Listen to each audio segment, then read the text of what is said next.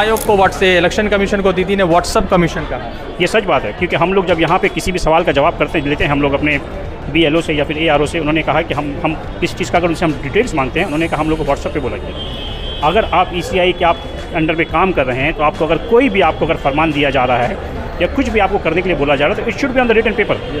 But वो लोग बोलते हैं कि नहीं, हम लोग को व्हाट्सएप में ये हम लोग को इंस्ट्रक्शन दिया कि हम लोग इस पर किया है, वो सिर्फ और सिर्फ बंगाल के लोगों के लिए किया है, जो ज़रूरी था वही किया है। और आप देख रहे हैं किस तरीके से हमारी महिलाएं परेशान हैं, और जिस तरीके से जो लॉजिकल डिस्क्रिपेंसी में आज लोगों को परेशान किया जा रहा है, ये एकदम ले जा रहा है लोगों को। और A और E का अगर किसी के स्पेलिंग में अगर 2002 में और 2025 में अगर मिस्टेक, उनको बुलाया जा रहा है। अगर कोई 4-5 से ज़्यादा भाई बहन आज हमारे देश को देखा जाए तो हमारे प्रधानमंत्री नहीं बल्कि करके अमेरिका से बैठ करके वहाँ के प्रेसिडेंट जनाब डोनाल्ड ट्रंप चला रहे हैं। वो बोलते हैं कि यहाँ से तेल खरीदना है तो वहाँ से ख़रीदारी होगी, वो बोलते हैं जंग बंद कर दो तो जंग बंद हो जाती है। वो वहाँ से बैठ के जो बटन दबाते हैं उस तरीके से यहाँ पे काम अंजाम होना चालू हो जाता है। तो ये जो 36 इंची के जो सीना वाले जो हम लोग के चौकीदार थे, ये पूरी तरीके से पूरे हिंदुस्तान में फ्लॉप हैं, और यहाँ की जनता, हर एक स्टेट की जनता बहुत ज़्यादा परेशान है। पुरुष है, इसको हम विनाश पुरुष ही बोले। विनाश पुरुष हमारे जिनका भी आपने नाम लिया, हमारे माननीय पूजनीय प्रधानमंत्री जी। पूजनीय भी बोल रहे हैं और विनाश एकदम उनके लिए सब बात इस्तेमाल कर सकते हैं हम लोग, क्योंकि वो सिर्फ मन की बात करते हैं और काम की बात नहीं करते हैं। पश्चिम बंगाल के मुख्यमंत्री ममता बनर्जी इतिहास की पहली ऐसी मुख्यमंत्री है जो खुद जो है अपना केस लड़ने के लिए पहुंच गई है। अभी पश्चिम बंगाल के सभी जगहों पर SIR की हेयरिंग चल रही है। यहाँ की मंत्री वगैरह का भी नाम SIR की हेयरिंग में आ गया है। इरफान अली ताज साहब है, सोशल वर्कर है, सामाजिक कारकुन है और तृणमूल कांग्रेस के नेता। अभी जैसे सवाल यह है कि ममता बनर्जी खुद कल हेयरिंग में शामिल हो गई, और इतिहास में पहली मरतबा हुआ कि मुख्यमंत्री होते हुए वो जो है अपना खुद केस लड़ रही थी। तो क्या लग रहा है कि कल के हेयरिंग के बाद ममता बनर्जी पश्चिम बंगाल की राजनीति में कितनी मजबूत होकर उभरेगी? कितनी मजबूत होंगी, ये सवाल आपका ठीक है। मजबूत पहले से हैं, और वो मजबूत है तभी वो कोर्ट तक पहुंची हैं। वरना आज के इस दौर में हिंदुस्तान में कोई भी ऐसा नेता नहीं है जो ये जो सरकार है, दिल्ली की सरकार है, ये जो तानाशाह सरकार है, उसके खिलाफ आज तक कोर्ट में जाए। कल जो दीदी ने किया है वो सिर्फ और सिर्फ बंगाल के लोगों के लिए किया है, जो ज़रूरी था वही किया है। और आप देख रहे हैं किस तरीके से हमारी महिलाएं परेशान हैं, और जिस तरीके से जो लॉजिकल डिस्क्रिपेंसी में आज लोगों को परेशान किया जा रहा है, ये एकदम इलॉजिकल है। ये परेशान किया जा रहा है लोगों को। और A और E का अगर किसी के स्पेलिंग में अगर 2002 में और 2025 में अगर मिस्टेक, उनको बुलाया जा रहा है। अगर कोई 4-5 से ज़्यादा भाई बहन है, उनको बुलाया जा रहा है। तो जैसा कि मुझे भी पता है, हमारे प्रधानमंत्री जी के भी 4-5-7 भाई बहन हैं। तो जब ज़रूरी है 6 भाई बहन है तो ज़रूरी उनको ही बुलाना चाहिए, 4 जाना चाहिए था। और उसके अलावा आप SIR के नाम पे लोगों को सिर्फ और सिर्फ परेशान कर रहे हैं। ये जो प्रक्रिया है SIR का, ये आप चाह रहे हैं कि 2 साल 2.5 साल का काम को 1-1.5 महीना 2 महीना में कंप्लीट करना, तो ये एकदम बर्बरियत वाला काम है, लोगों को सिर्फ और सिर्फ परेशान करने वाला काम। कल ममता बनर्जी ने कहा कि सर सुनिए, CGI को कहा कि लोकतंत्र बचाइए। उन्होंने कहा कि बंगाल में SIR हो रहा है, आसाम में क्यों SIR नहीं हो रहा है? सही बात है, सही सवाल तो सही है। वहाँ नहीं हो रहा क्योंकि वहाँ BJP की सरकार है, और जहाँ BJP की सरकार है, डबल इंजन सरकार है, वहाँ वो लोग जो चाह रहे जैसे चाह रहे उस तरीके से कर दे रहे हैं। यहाँ पे बहुत सारा क्लॉज ऐसा रखा गया है जो और किसी भी स्टेट में नहीं रखा गया। मकसद सिर्फ और सिर्फ एक ही है, लोगों को परेशान करना। आज देखिए फॉर्म 7 के नाम पे लोग दोबारा आ रहे हैं। जो लोग हियरिंग कंप्लीट करके गए हैं, उन लोगों का नाम फॉर्म 7 में भर करके उनका नाम कटाने के लिए दिया जा रहा है। अभी कुछ देर पहले हमारी एक बहन आई हुई थी, जिनके पास यहाँ का पासपोर्ट है, जिनके पास यहाँ का वोटर ID कार्ड है, पैन कार्ड है, आधार कार्ड है, हर एक डॉक्यूमेंट से क्लास 10 का सर्टिफिकेट है, उनका बर्थ सर्टिफिकेट है। फिर भी कुछ पॉलिटिकल पार्टी के लोग जानबूझ करके एक समुदाय के लोगों का नाम को ज़बरदस्ती कटवाने के लिए फॉर्म 7 भर रहे हैं। और ये सिर्फ और सिर्फ इसलिए कर रहे हैं कि वो लोग जानते हैं कि उस समुदाय का वोट उन लोगों को नहीं मिलेगा। बर्थ सर्टिफिकेट है, फिर भी कुछ पॉलिटिकल पार्टी के लोग जानबूझ करके एक समुदाय के लोगों का नाम को ज़बरदस्ती कटवाने के लिए फॉर्म 7 भर रहे हैं। और ये सिर्फ और सिर्फ इसलिए कर रहे हैं कि वो लोग जानते हैं कि उस समुदाय का वोट उन लोगों को नहीं मिलेगा। इस सिर्फ और सिर्फ यही एक वजह है, और यही सबसे बड़ा वजह है कि यहाँ के लोगों को सबसे ज़्यादा परेशान किया जा रहा है। क्या लग रहा है पश्चिम बंगाल चुनाव में ममता बनर्जी कितने सीटें से आ रही है? क्या सीटें कम हो रही है या दीदी की सीटें बढ़ रही हैं? बेशक ज़रूर बढ़ रही दीदी की सीटें, और जहाँ तक बात है कम होने की, तो इस बार BJP 50 का आंकड़ा ही पार नहीं कर पाएगी बंगाल में। क्योंकि ये जो चल रहा है, इससे नहीं कि सिर्फ मुस्लिम परेशान हैं, बल्कि नॉन मुस्लिम भी परेशान हैं, सारे लोग परेशान हैं। ये जो लॉजिकल डिस्क्रिपेंसी के लोग नया एक सिस्टम निकाला है लोगों को इस नाम पे बाहर निकालने के लिए, तो याद रखिए आप लोग जो कर रहे हैं इसका खामियाजा आप लोगों को ही भुगतना पड़ेगा।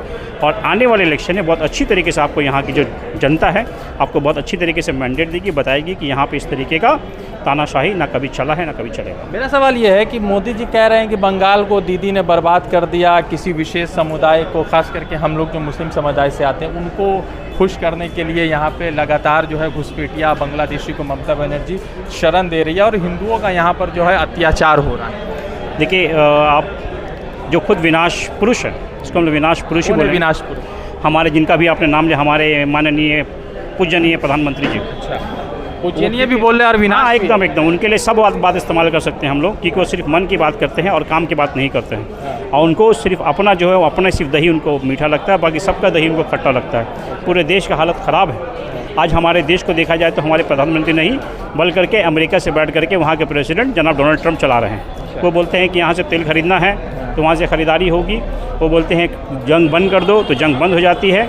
वो वहाँ से बैठ के जो बटन दबाते हैं उस तरीके से यहाँ पे काम अंजाम होना चालू हो जाता है। तो जो 36 इंची के जो सीना वाले जो हम लोग के चौकीदार थे, ये पूरी तरीके से पूरे हिंदुस्तान में फ्लॉप हैं। और यहाँ की जनता, हर एक स्टेट की जनता बहुत ज़्यादा परेशान है। और हो सकता है कि अभी इनका वक्त नहीं आया, बट दिल्ली दूर नहीं। एक सवाल आखिरी, ममता बनर्जी की कितनी सीटें, 200 से अंदर या 200 से बाहर? बीजेपी 50 पार नहीं करेगी, आपको हम इसका दावा दे सकते हैं। आपकी कितनी सीटें हैं? हम लोग का इस बार जितना भी सीट है उससे और बढ़ेगा, बट बीजेपी का सीट इस बार 50 से भी कम होगा।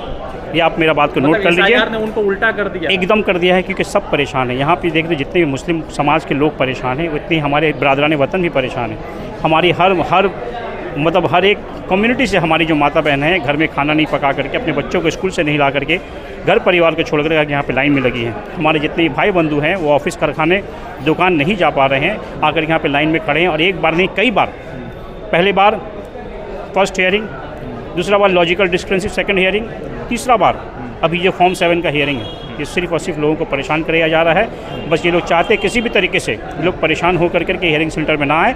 इनका जो मंशा है, इनका जो नियत है, गलत नियत, वो सही हो जाए। एक सवाल आखिरी, ममता बनर्जी को कल जब आप हियरिंग करते सुन रही थी तो देश की पहली मुख्यमंत्री बनी है, महिला मुख्यमंत्री, जो अपना केस खुद लड़ रही थी। तो आपको लगता है कि ममता बनर्जी के इस काम को यहाँ के लोग सहानुभूति से, सिंपैथी के साथ देख रहे हैं?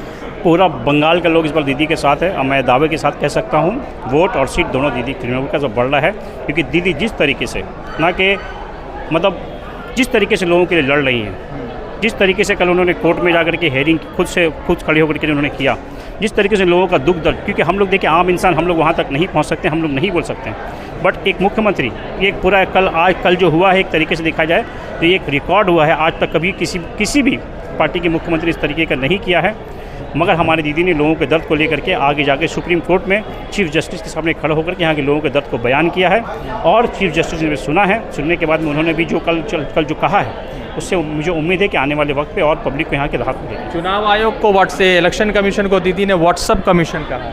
ये सच बात है, क्योंकि हम लोग जब यहाँ पे किसी भी सवाल का जवाब लेते हैं हम लोग अपने BLO से या फिर ARO से, उन्होंने कहा कि हम किस चीज़ का अगर उनसे हम डिटेल्स मांगते हैं, उन्होंने कहा हम लोग को व्हाट्सएप पे बोला गया। अगर आप ECI के आप अंडर में काम कर रहे हैं तो आपको अगर कोई भी आपको अगर फरमान दिया जा रहा है या कुछ भी आपको करने के लिए बोला जा रहा है तो it should be on the written paper. But वो लोग बोलते हैं कि नहीं, हम लोग को व्हाट्सएप में ये हम लोग को इंस्ट्रक्शन दिया कि हम लोग इस तरीके का काम करें। तो व्हाट्सएप में कैसे आप एक मतलब इतना बड़ा संस्थाव कैसे चला सकते हैं? आज व्हाट्सएप क्या है, आज अभी आपका है, अब कल वो किसी भी तरीके से बोल देंगे मैसेज मेरा नहीं है, हमने नहीं भेजा या कुछ भी, फिर एक लॉजिकल डिस्क्रेपेंसी मामला चला जाएगा। किस तरीके से उसको माना जाएगा? एक ECI election commission of India का दफ्तर, एक बहुत बड़ा दफ्तर, एक बहुत बड़ा इदारा, जिससे जो भी कुछ भी अगर लिया जाए, कुछ भी अगर कानून बनाया जाए या कुछ भी एक डिसीजन लिया जाए, उसका बल्कि एक मीटिंग में जा कर के उसका एक बैकअप प्रॉपर आना चाहिए। वो सब कुछ नहीं आता है। जिस तरीके का ऑफिसर जिस तरीके के एरिया में रहते हैं, वहाँ के लोगों को देखने के बाद में नया सिस्टम बना देते हैं, उसी सिस्टम से काम करने के लिए बोलते हैं। मतलब दीदी आ रही छोटी देख करके जहाँ पे खास करके माइनॉरिटीज़ का वोट ज़्यादा है, वहाँ पे ऐसे ऑफिसर आते हैं जिनका काम ही यही है किस तरीके से माइनॉरिटी वोट को ख़राब किया जाए और माइनॉरिटी के लोगों को परेशान किया। तो दीदी आ रही 100% आ रही हैं, इस बात का दावा है और खेला होबे। इरफान अली ताज साहब तृणमूल कांग्रेस के साथी हैं, उनसे हम जुड़ रहे थे, लगातार बातचीत हो रही थी और लगातार लोग जो है अपनी अपनी राय दे रहे थे। रज़ा अंसारी की रिपोर्ट, द इंडियन खबर के लिए। द इंडियन खबर, सच आपके सामने।